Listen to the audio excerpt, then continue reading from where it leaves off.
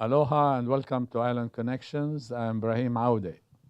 Canary Mission is our topic for the day, or how to bully people who work against the state of Israeli apartheid policies in the United States.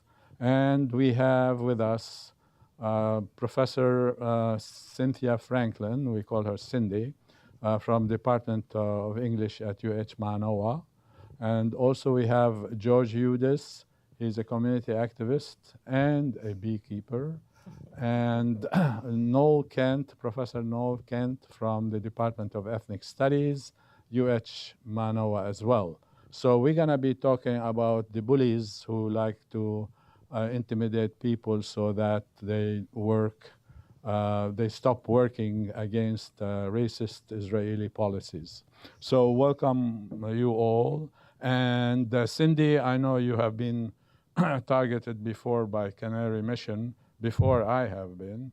And then, in fact, one program we did with you and Noel before was flagged by Canary Mission and started attacking us and attacking boycott, divestment, and sanctions activities, etc. Anyway, so this is by way of introduction. So could you tell us something about your activity and Canary Mission and your our collective reply to those kinds of attacks? Sure. So just a little bit about what Canary Mission is for viewers who might not know. It is an anonymous website, although in the last 3 weeks it is, through investigative reporting, become not so anonymous, and we can talk about that later. But it was launched in 2015 as an anonymous website, basically operating to smear students and, to a lesser degree, faculty members who have done anything in support of Palestine. What the website does is it gathers information that's largely publicly available, and it either misconstrues it, misrepresents it, or takes it out of context, and then puts together profiles with pictures, contact information, and allegations of racism, support for terrorism, and so on. This has been a really pernicious site that has been growing steadily. It now has almost 2,300 students and faculty featured on it, and it's very well funded. We can talk about that later too. But the thing to know is that its purpose is to instill fear in people who are doing Palestine solidarity work, as well as to try and penalize people for that work, and that's where the fear comes in. So one of the things that Canary Mission does is, in some cases, it contacts employers or future graduate programs to which students have applied to say this person is an anti-Semite or a terrorist sympathizer. The other thing that it has done is the FBI has been looking to Canary Mission for people to investigate. And then Israel, there are many ties, again, something we can talk about, between the Israeli government and Canary Mission. And it has recently, it seems, been used by the Israelis to deny people entry into Palestine, to ban them from entering Palestine. So it's a pretty large and well-funded operation. And the other thing I would just say about it, based on my own experience, is that there's a Twitter feed, a Canary Mission Twitter feed. It gets shut down every now and again, and then it pops back up, like one of those gophers you hit, and then it goes away, and then it pops back up. When you are become a focus of a Canary Mission tweet, one of the things I learned from my experience being the focus of a Canary Mission tweet is there's a kind of cabal of thugs that gather around and then send off emails and tweets to whoever Canary Mission is tweeting about. So when that happened with me, I got death threats, I got hate messages. Most of it was extremely misogynistic. And I know that for people of color, it's often very racist. for people who are queer, it's homophobic, so all other kinds of oppressions enter, or forms of discrimination enter into the pylon that happens once Canary Mission has featured you in their Twitter feed. Yeah, very good. Before I comment further, George, your experiences in terms of you working, on Palestinian issues, anti-Israeli policies that are racist and so forth.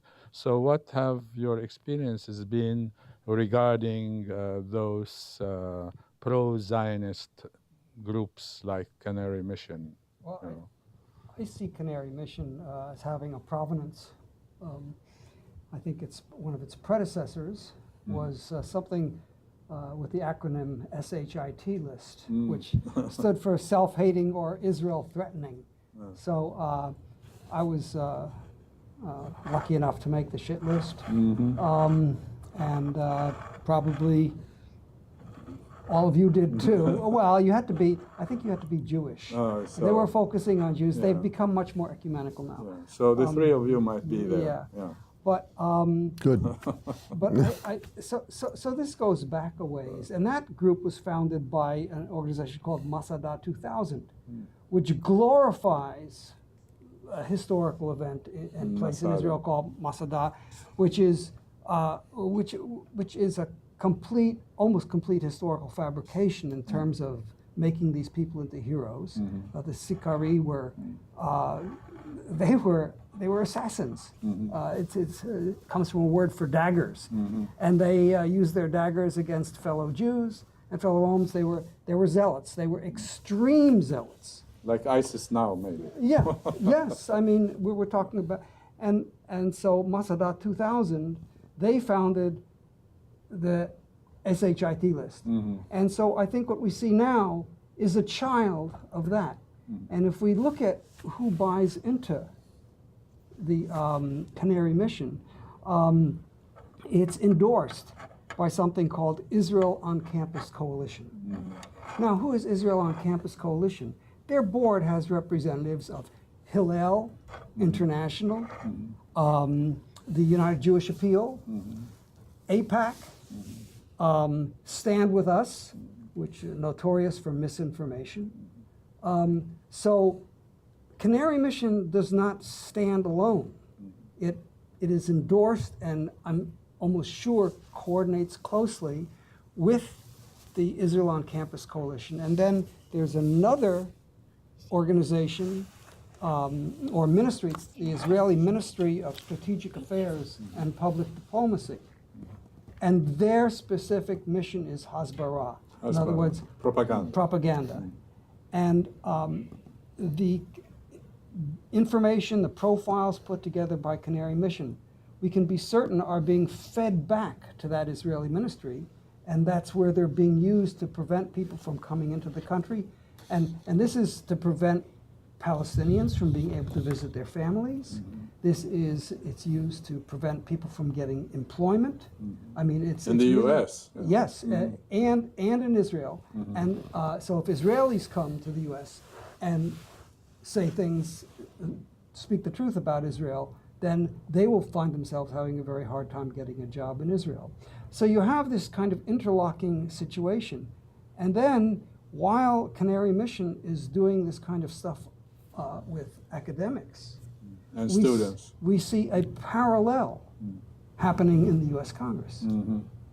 And we shouldn't think that these are isolated incidents. We have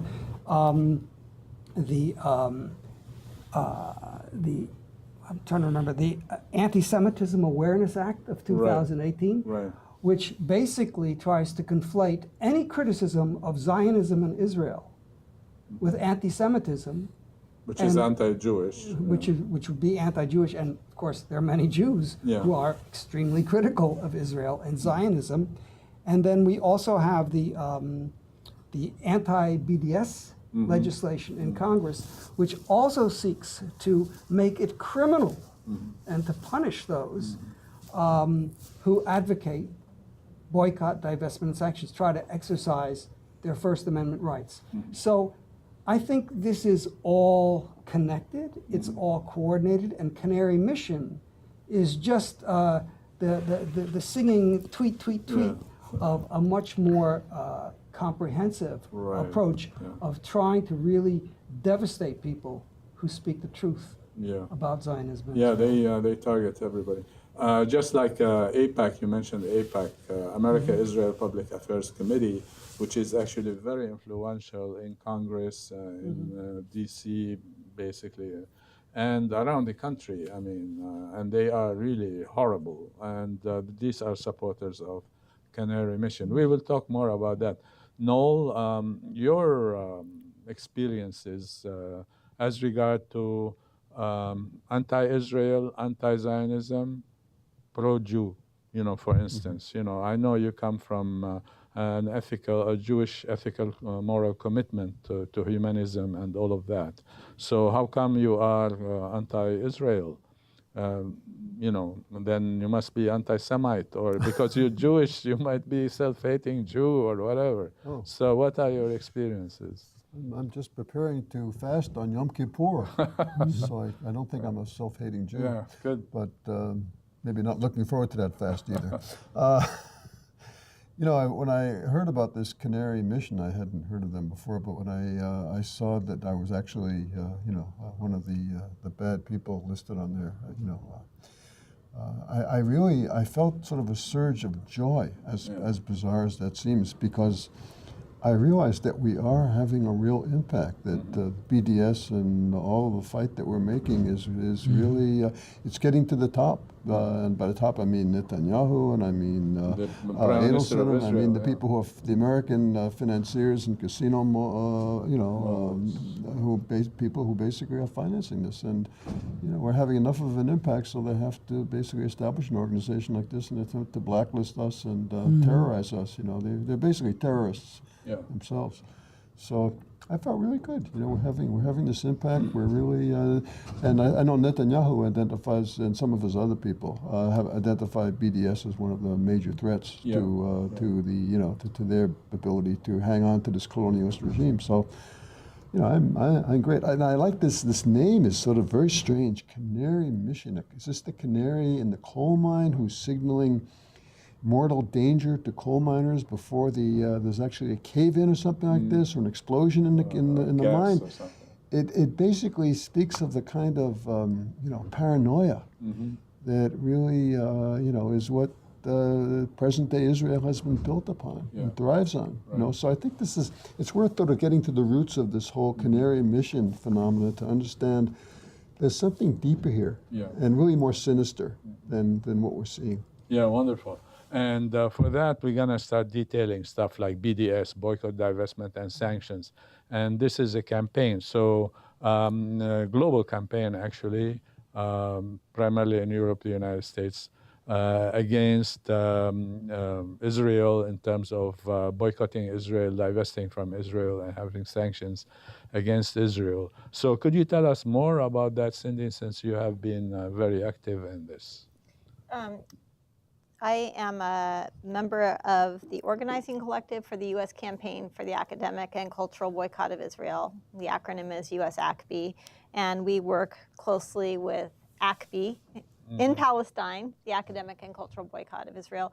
That began in 2004 or 5, BDS 4, ACB 5, 2005. And it basically has 3 demands. The first is to dismantle the wall, the apartheid wall, and the settlements. In the West Bank. In the West Bank. Yeah. The second demand is for equal rights for all people living inside of Israel. Right now there are about 50, well no, there are way more than 51. When I was tracking this a few years ago, it's 51. That number has gone up quite a lot. There are scores of laws that on their face discriminate against Palestinians inside of the 67 borders who comprise 20% or more of the population of what we call Israel. And then the third demand, along with equal rights and dismantling the settlements in the wall, is to honor the UN guaranteed right of return. So basically, the boycott, divestment, and sanctions movement is a call to obey international law. It is a nonviolent, grassroots, international movement based on those 3 principles. And as George was saying, that the kind of, and as Noel was saying in terms of how seriously this movement is being taken, there has been increasingly a well-funded effort to criminalize through legislation, through lawfare, lawsuits. The American Studies Association is being sued for supporting academic boycott. There's also, George mentioned the ICC or the Israel on Campus Coalition. They now have about $2 million in funding. They report to the Israel, let's see what his title is. They report to Well, while you are saying this, I just want to say, like, when we say, like, the right of return as the third, you know, demand of the BDS movement in general and U.S. ACB, it is the right of return of the Palestinian refugees who were kicked out of Palestine in 1948 when the State of Israel was created. So that is, you know, an important thing to say. According to UN Security Council Resolution 194, that the Palestinians have the right to go back to their homes, and the State of Israel was allowed to get in to become a member of the United Nations on the promise that it will honor that kind of resolution. That's international law. Yeah, this is international law. I mean, and so far the State of Israel not only violated international law regarding the return of the refugees, the Palestinian refugees, of which I am one, my family, and so on. They are even like kicking more and more people out of Palestine, out of Jerusalem, which is part of the West Bank, and out of the West Bank in general. You know, I mean, I know people who have lost like their Jerusalem IDs for some kind of excuse, you know, that is really, there's no excuse for it, but they just like trump up something, and to get rid of them from Jerusalem, which is very important. So I just wanted to say that while you are looking at I did remember that it's the Minister of Strategic Affairs, and their budget has now been increased to about $100 million. Wow. But the ICC has Ministry of Strategic Affairs and the public State of Israel. in the State of Israel. And public diplomacy. In fact, Noel and I were talking about it on the way over by here. Gilad Erdan. Yeah. And Gilad who? Erdan. Erdan. Well, it's good to remember that name. Yeah. And the, you know, Bain, who is one of Jacob Bain, who heads up the ICC and who reports to the Minister of Strategic Affairs and okay, and public Haspara, has actually said that they were doing this kind of blanket charging of BDS as anti-Semitic and so on, but they have found it much more effective to target individuals in the way that, which is why Canary Mission is appealing. And Bain has, in a documentary that has been suppressed, discussed his own involvement in Canary Mission. And he has likened the attacking of individuals to psychological warfare. And, you know, some people like Noel are going to say, bring it on, we're winning. Bring it on. But, you know, for a student who might have nothing else if an employer were to Google them other than a defamatory profile saying that they support terrorism and anti-Semitism, that's a whole other matter. And I mean, I kind of share your pleasure in I must be doing something right if I'm listed by these bullies. But I think that for students and for untenured faculty members, or even faculty members who are tenured but are at institutions that are hostile to any kind of support for Palestine, the consequences can actually be quite serious. Yes, yeah. And that's why Canary Mission is something that must be stopped. Yes, yes. So, yeah, George, please. And I see in the what's called the Anti-Semitism Awareness Act, which is in Congress now. By the way, Colleen Hanabusa, when she was in Congress, she signed. Well, she endorsed the Well, endorsed.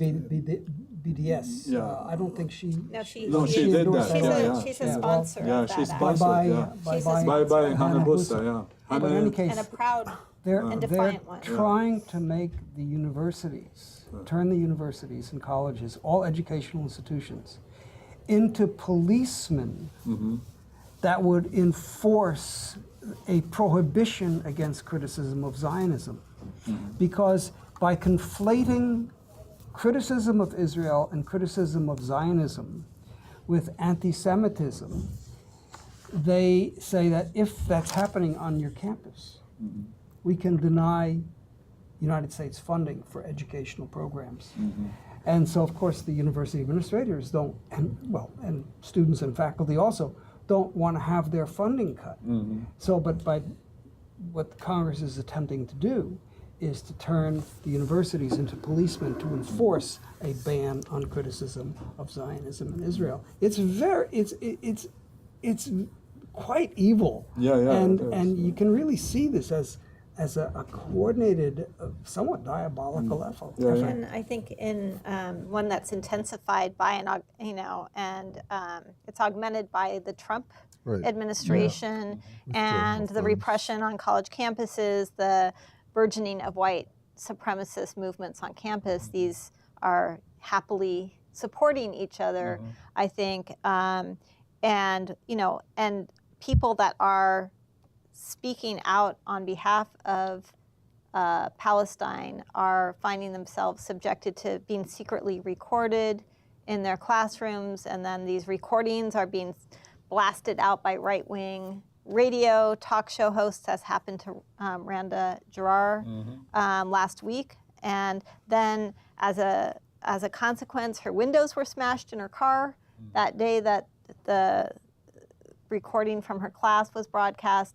So it's a kind of culture of fear and intimidation that I think the Trump inspired surge in white supremacy is really working in tandem with. Even as Canary Mission is saying, we're against white supremacy, we're against anti-Semitism, and they have a few people on there who are white supremacists. I think just as a kind of cover story for what they're really about. If they're looking for anti-Semites, they need to really, they can look no further than the allies they're cultivating, among the right wing. And I mean, the people at Charlottesville were chanting as they, walked with their Nazi signs and their torches. The Jews shall not displace us. The Jews shall not displace us. What is that? I mean, when you start walking with Nazi insignia and paraphernalia, basically that's anti-Semitism. If they want anti-Semitism, they can find it right there. And those are the people, if they want to target somebody for that, those are the people they should be targeting, not but us. They don't care that. They just want to protect the state of Israel at any price in terms of intellectual terrorism, etc. They are intellectually terrorizing, us guys. They think they are. We don't get intimidated, but others might. But the other thing, it tells you how much influence Zionism has on U.S. policy. I mean, this is really critical, especially with someone like Trump in the White House. I mean, the guy is like an idiot in terms of knowledge about, international politics and the rest of it, And also his son-in-law is really Zionist par excellence, hater of Arabs and Muslims and all of that. And these are the guys who are designing U.S. policy in terms of what's happening in Palestine and the Middle East. And this is scary on that front. Although they are doing intellectual terrorism, they themselves are not really intellectual, but they are intelligence people, since their connection to Israeli intelligence services and all of that, and propaganda purposes. And that is really disgusting, in fact, and to see that U.S. campuses or U.S. colleges and universities are not doing much about that, if at all, if any, then that is really disgusting as well. And we should put more pressure on universities and colleges to do more, not to mention Congress, but anyway. There's an interesting historical anecdote, perhaps, might give a little background to this in terms of the conflict between Zionism and Judaism, ethical Judaism. The first political assassination of a Jew in Mandate Palestine was of Jacob Dahan in 1924. And who was he assassinating? He was an Orthodox Jew who had come there as a Zionist, very enthusiastic. And when he saw what was going on, he couldn't abide by it. Yeah, what was going on? And, well, in terms of the attitude of the Zionist settlers and wanting to displace the Arab population, the Palestinian population, and they were even opposed by the traditional Jewish community living in Palestine, who wanted nothing to do with these Zionists. And so Dahan started working with them, and he started working with, having meetings with the leadership of the Palestinians, and he was going to go back to Europe to oppose, to speak against the Balfour Declaration that had been adopted. 1917. And so, actually coming out of the synagogue one day from prayers, that's when the Haganah assassinated him. Yeah, which became like the Israeli army after Right, so 1948. they didn't want to hear anything from that traditional ethical side of Judaism that was critical of Zionism, and it was a very violent kind of action that they took, and it's been that way. Yeah. We can see a long line of that up until the present. So these organizations like Canary Mission, they come from that same mentality of intolerance and labeling people with labels of hatred if they oppose what they stand for, which is itself is racist. Yeah, in fact, a while back you sent a link to us guys, I guess, with Joseph Masad. Yeah, and then talking about the difference between Zionism and Israel, and he says like Churchill in Churchill in 1920, he said all kinds of horrible things against Jews. Although, he was an anti-Semite. Although he was a Zionist because he supported, the creation of a state of Israel in Palestine. Lord Balfour, the same kind of thing. He was anti-Semite, but he was a Zionist. I mean, November 2nd, 1917. The Balfour Declaration. I mean, that is a critical thing. These people wanted. White House administration. These people wanted to get Jews out of Europe and to Israel. That was their sole, the sole prerogative. And in fact, Zionism was created not by the Zionist Jews, but by the Brits, Protestant ministers in Scotland. Right. And there are like like novels written about that. I mean, they wanted Jews to go there and create a state or a home or something in Palestine, and all of that from the early 19th century or mid 19th century. A land without a people for a people without a land. That was a phrase of a Scottish minister. Yeah. In 1840 something, a book that he published. Yeah. And then they, similar to South Africa and Rhodesia, which, before Rhodesia and all of that, all of these settler colonial states, and they have like in South Africa, land without people for people without land too, because they didn't, when they went there, they didn't see any Zulus where they were. Well, they weren't people. Or they weren't people, the same thing. Palestinians are not people, or, are not a nation. And the history books were changed in South Africa as they've been in Israel to reflect the new reality that their ruling regime wanted to portray. Yeah. So could we talk a little bit more maybe about, I wanted to say boycott, divestment, and sanctions first, a little bit more, before we go into the new things that are happening, currently in the state of Israel and Palestine, which is the creation of a law saying like this is Israel is only for the Jews. I mean, if that's not racist, I don't know what. But before we do that, you know, and of course, Canary Mission agrees with that. Israel is for the Jews only. Forget about the Palestinians and the rest of it. But could we say something about BDS and stuff like that?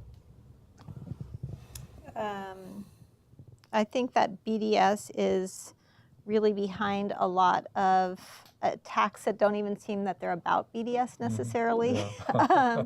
I think one that's going on in the academy right now has to do with Avital Ronell, who is a professor at NYU, who has acted, I think, quite egregiously in relation. She's an Israeli woman who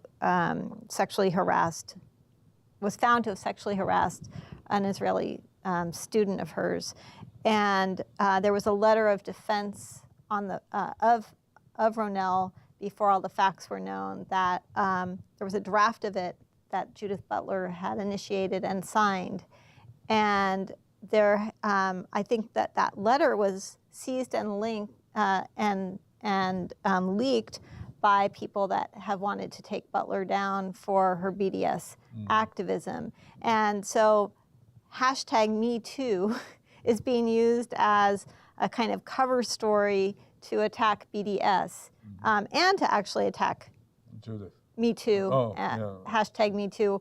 It depends on how the argument's going. Some people are saying they're defending #MeToo. Some people are attacking #MeToo and routing that through a kind of attack on Butler that is, I think, to make sure she's ineffectual as the next MLA president, because the MLA has been a site for academic discussions of academic boycott. So academic boycott in particular is something that's disliked, I think, in the U.S. And it is seen as particularly dangerous, but it is only growing.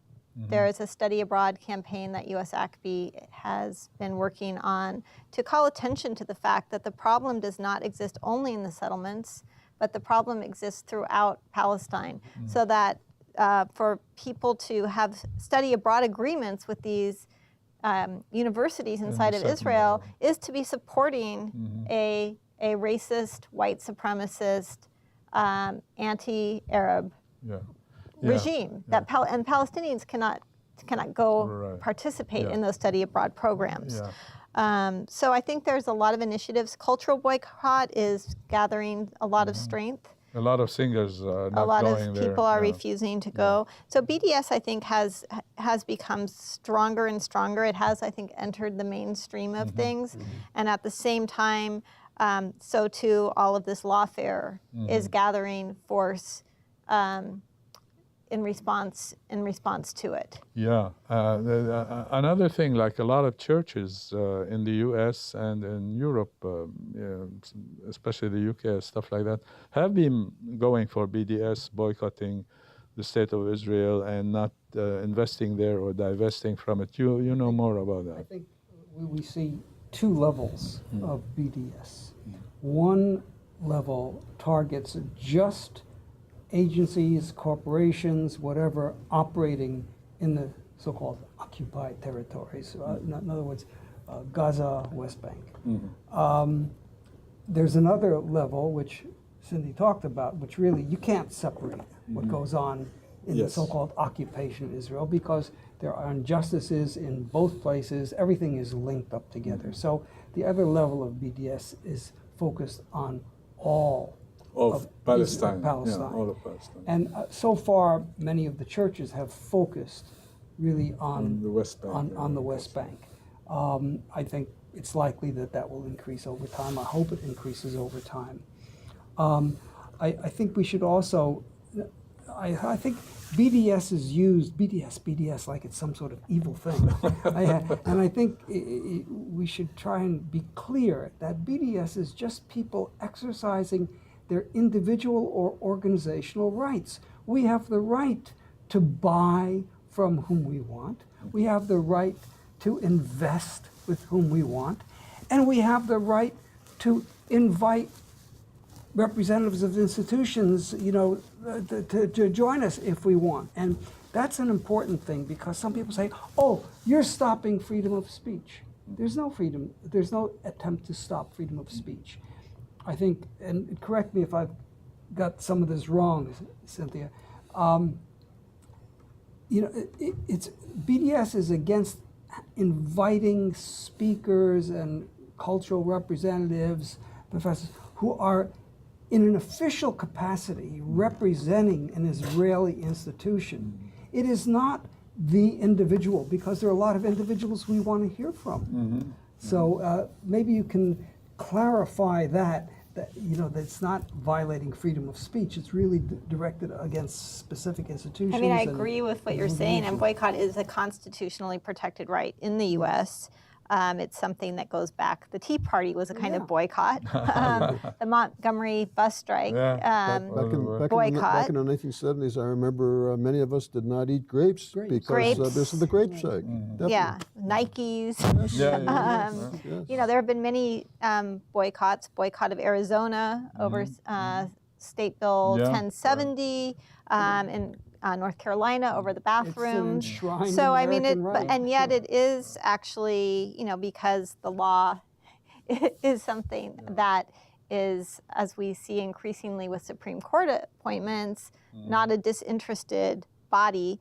There is a lot of legislation that criminalizes BDS.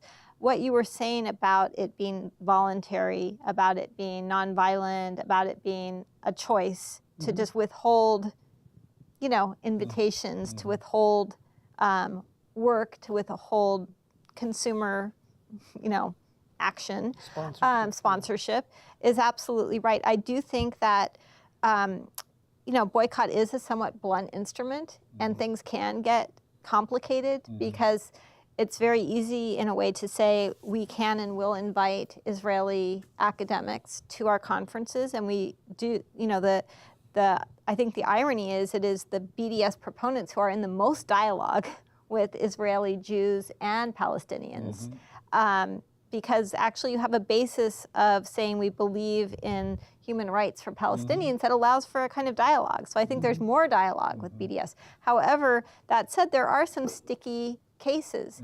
If I'm asked to review a tenure case for someone at Hebrew University, I am not supposed to do that.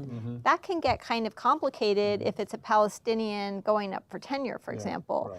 But there are really carefully worked through ways to address this. And in fact, if you get a sticky situation, you can write to the BNC, the National Boycott Committee, or you can write to the Academic and Cultural Boycott Israel. You can write to those organizations and say, what do you recommend here? How to work our way through this? Because, you know, usually it's pretty clear cut that it's not about individuals, it's not to penalize individuals unless they're representing the state of Israel. But there are some cases that are perhaps more complicated, and those are ones that you have to, you know, think about, and people do think very carefully about these things. Sure. Like I have this Israeli professor who's at Haifa University and also Exeter University at the UK, Ilan Pape. He wrote The Ethnic Cleansing of Palestine, right? And he showed how the state of Israel was created through a lot of violence and killing of innocent men, women, children, etc. And Palestine having a lot of massacres. Most of the research for this book, it's a 2006-2007 book, comes out from Israeli military archives. He went in and dug in there. He is an advocate for boycott, divestment, and sanctions. So he must be a self-hating Jew, since they cannot call him an anti-Semite. And he calls himself a Palestinian as well, which is very interesting, okay? And his parents were like Holocaust survivors, because he's of German origin, and he was born in Palestine, by the way. But here is one person who really is telling the truth, but also supporting boycott, divestment, and sanctions, and the academic boycott of Israel. So that's an interesting one. Another one, Israeli Jew who was a Zionist, and then he had like, some kind of, epiphany or something. Redemption. And on the road to Damascus, so to speak, he was a Zionist. He is the general's son, Miko Peled. And it's interesting, the general's son, the general was the one who was instigating a lot for the 1967 war against, the Arabs, etc. And anyway, that's another story. His father became a critic, and his mother has been an outspoken His mother, his father. His sister is even better than him in terms of being anti-Israeli policies, etc. And I don't. She lost her child to a suicide bomber, etc. But they knew what was going on in the state of Israel and the policies of the state of Israel. Well, Miko Peled now is supporting a one-state solution where Jews, Christians, Muslims would live together, and one person, one vote, and all of that. So he, if is advocating like we advocate a one-state solution, so how can I be an anti-Semite if I say we would live, in Palestine, Christian, Muslim, and Jews, right? How can you be anti-Semite if you do that? The Jews to be superior. But I don't want anybody to be, superior. I mean, there's no, chosen people or any of this kind of stuff. We are all equal in any kind of way. So I just wanted to recommend those two books, very important. But the other thing, in terms of all these acts in Congress, right? I mean, these are amazing, like U.S. Congress people supporting laws against the First Amendment. Haven't they read the U.S. Constitution, or something? So it is, to me, it is just amazing, the influence or the impact of Zionism on Congress. I think the advent of the Democrat Socialist Party is an interesting one because they have endorsed BDS. And yet it's also, you see the kind of pressure on people who are succeeding there through someone like Alexandria Ocasio-Cortez, for example, who spoke out quite unequivocally on behalf or against the last bombings in Gaza. And then once she won the race, did, kind of walk it back a bit. And I think there's just tremendous amount of pressure on her to walk it back. And so I think that on the one hand, we see a kind of shift in the fact that we have some young political people who are entering through the Democratic Party speaking on behalf of Palestine. And on the other hand, we see how strong the machinery remains when there's so much pressure leveled against them. Even on the local level. To toe the line. On the local level, too. Local level in the Democratic Party. I mean, Kaniela Ing was quite outspoken. And I think he's the only one I can think of who was brought up, even without being asked to support. I went to his, to a rally for him the night before a few days before the election, and he said, let's talk about Israel and Palestine, which, I haven't seen that one before. And Ocasio-Cortez was actually at that rally. And he said, he spoke in support of it, which I thought either he's really brave, which is cool, or he has assessed where people are at and knows this will be a good move for him to do. And in fact, people cheered who were gathered in the auditorium. And I was kind of heartened by that. The fact that got the loudest cheers of the night was when he spoke out in this way. I think things are really changing. And we have this new crop of Democratic hopefuls, running in the midterm elections, many of them women. And, I think they're going to take a very, very different stand on the Middle East than we've seen the more conservative establishment Democrats over the last 10 to 15 years. And that's going to really rock the boat. I mean, the demography in this country is changing. The political views are changing. States like rock-ribbed Republican states like Texas and Florida and others are going to be, experiencing blue waves in the coming years. And all of that's going to put more and more pressure. And it'll be interesting also, and maybe a little frightening, seeing what the reaction of these Zionist forces are going to be to this, because I think increasingly they're going to be pushed up against, in a place where they don't want to be. Right, right. And in fact, just recalling what you mentioned a bit earlier, is that if they really want to fight anti-Semitism, there are all kinds of anti-Semites in this country that they can go and fight, and not conflate anti-Semitism and anti-Zionism with anti-Judaism. There's always been anti-Semites in this country. Absolutely. All of us can testify to this. Right. But on the other hand, they are much bolder. They've been emboldened by the Trump regime, Absolutely. and they're much more out there and visible and violent, street violent than they've been before. So at some point, the contradiction between these being allied with these people who are viciously anti-Jewish is going to, they're going to have to deal with that at some level. I wonder what Jared Kushner is doing against the anti-Semites in this country. It's not just this country. Netanyahu, Prime Minister of Israel, he's become buddies with the Prime Minister of Hungary. Oh, yes. Who has a very anti-Semitic background. But this is an old pattern, and we've talked about that already, where if these people were useful for Zionism, it was okay. Well, they could overlook that they were anti-Semites. And so when you see an organization like Canary Mission, and they're claiming to be, they're fighting anti-Semitism, put it in context, because they conflate anti-Semitism with anti-Zionism. Yes. And Zionism is not necessarily something that is the equivalent with,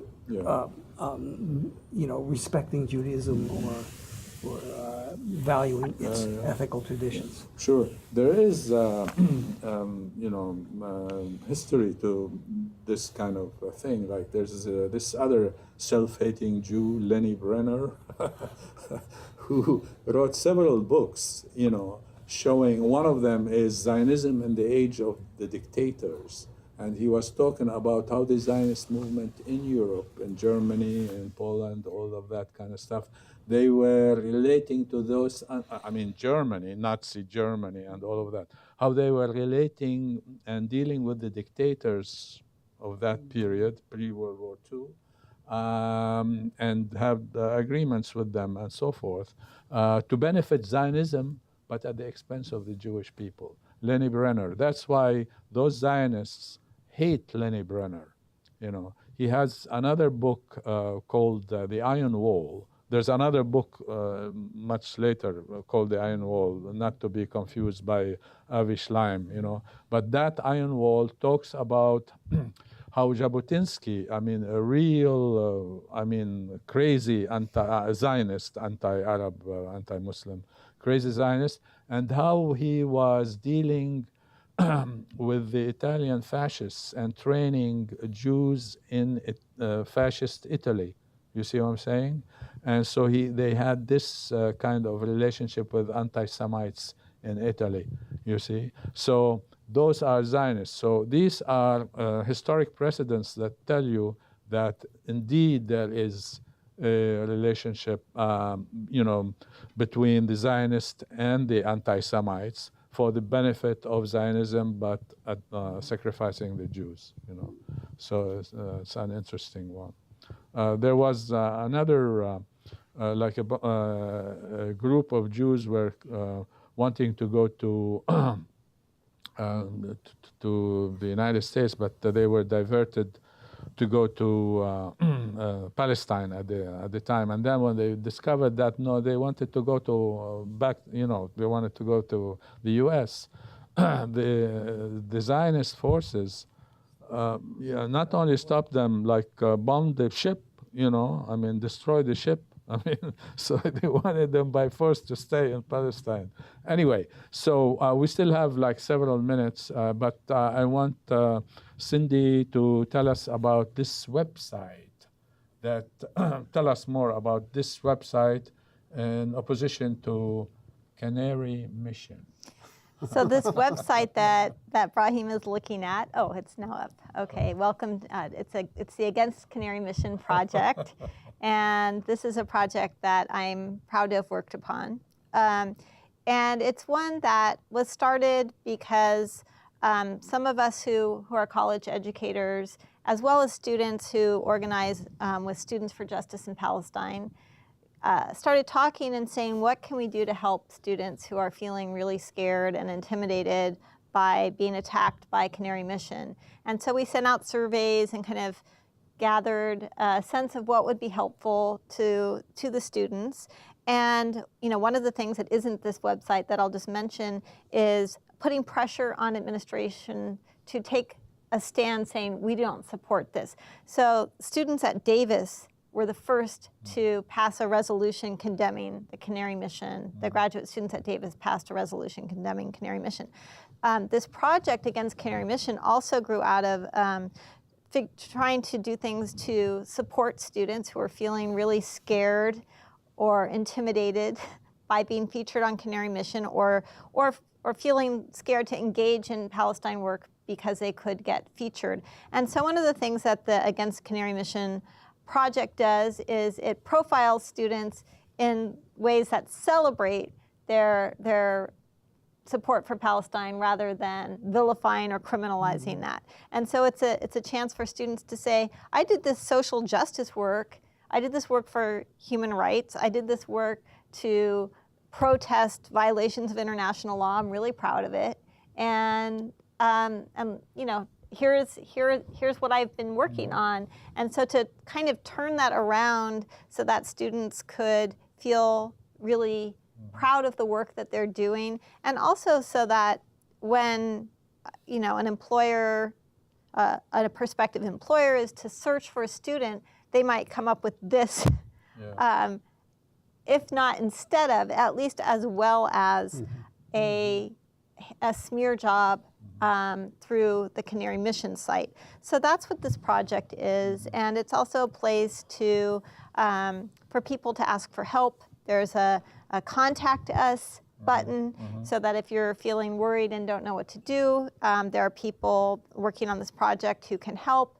There is a set of resources, again, designed to give some sense of what to do if you are being targeted. Yeah. So that's what the project is. So it has a number of things on the bar about us. What is Canary Mission? Canary Mission, that is not the dull canary, not the dull canary. Canary Mission. The individuals that are on this website and on the Canary Mission resources.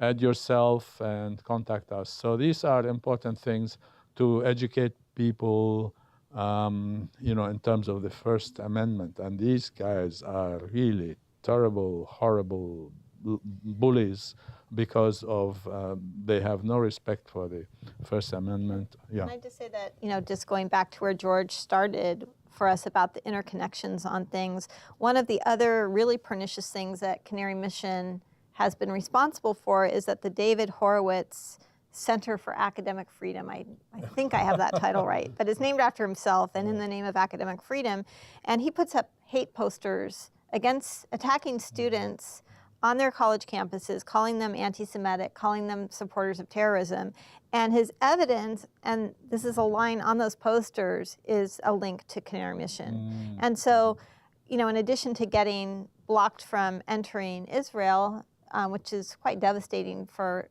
people trying to visit their families there.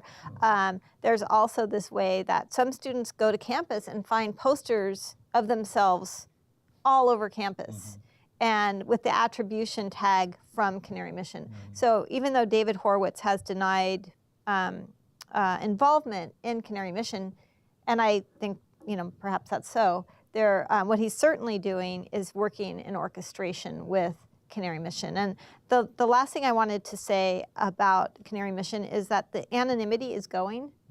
There is a Al Jazeera documentary that is an expose of the key players in Canary Mission. through Zionist pressure, that documentary has been suppressed. But the Electronic Intifada has run small clips of it that actually identify people like Howard David Sterling as the domain holder, this guy Jonathan Bash as one of the heads of this, Milstein as a primary funder. So their anonymity is going, and you know, I hope their days are numbered. Yeah, that's good in terms of like this kind of propaganda stuff. You know, And they exposed. really, people really have to ask themselves, why would this type of organization, Canary Mission, why would they try to operate anonymously? Yes. There's an evil aspect there. You know, so you don't know where this is coming from. Yeah. Oh my gosh. I mean, if they're proud of their work. That's part put of the their name to bullying it. and the intimidation Yes. and the fear they Yes. create, you know, or they think they are creating. Yeah. It's also to avoid legal liability. If you, like, who do you sue? And Palestine Legal has been very carefully monitoring what is going on. They have not ruled out legal action Yes, against These people guys, that are yeah, working on yeah, Canary yeah, Mission. Yeah, it's definitely against the First Amendment, but also the Congress. And it's forms of libel.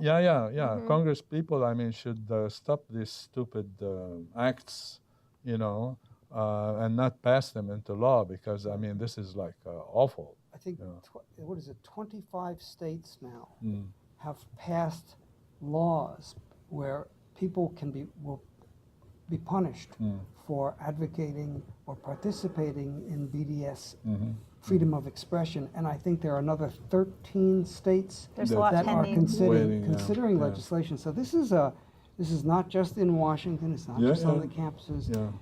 This is Highly coordinated, highly University. coordinated, Yeah. highly organized. And that tells you Highly like the financed. influence again of Zionism in this country. I mean, you University know. of Houston, you now have to sign something if you're a speaker there saying you do not support BDS. Yeah, you were mentioning that before. And they're finding workarounds to that. And we have covered like Horowitz and these posters and Canary Mission, etc., and previous programs on Island Connections. In fact, one of the programs on Island Connections, Noel and Cindy and I, that's when they like said, oh, Ibrahim, blah, blah, blah, etc., and then they kind of, you know, tried to smear me, my name, etc.